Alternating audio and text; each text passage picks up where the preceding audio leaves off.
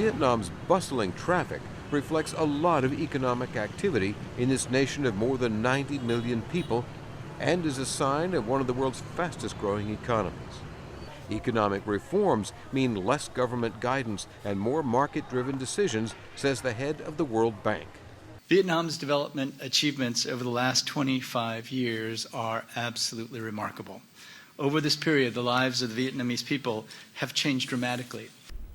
Jim Yong Kim told officials in Hanoi the nation still needs to improve its workforce, take care of the environment, and govern in a more transparent way. But he said years of strong economic growth are a lesson for the rest of the world. Vietnam reduced extreme poverty from 50% just 25 years ago to 3% today.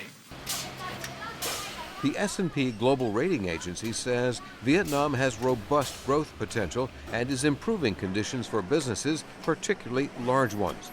But a key analyst says there are still problems with corruption and weak infrastructure. Infrastructure in Vietnam today remains well behind many other developing countries, and there's still a lot of work to do. If you look at the airports, the roads, and especially the rail. General Electric is among several multinational corporations investing in Vietnam to sell products in the growing domestic market and elsewhere. Their 900 employees are working on high-tech healthcare devices, jet engines, and other products, and are expanding their operations, according to the head of GE's operations in ASEAN nations. The main opportunities that we see from our side is power generation, both coal, but also gas and a lot of renewables. Wind is coming up strongly and hydro has always been very strong in the country.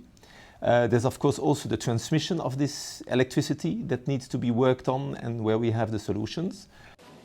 An expert on Vietnam's development says a stable political environment makes it easier for companies to operate there than in some other emerging markets.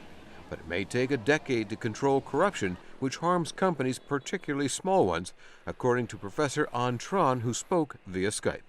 And the government is experimenting different way to deal with that. I think in the end, Vietnam would be able to reduce the corruption significantly, but that process would take significant time. Professor Tran adds that Vietnam could attract more investment and jobs if it better prepared workers for technical jobs. Jim Randle, VOA News, Washington.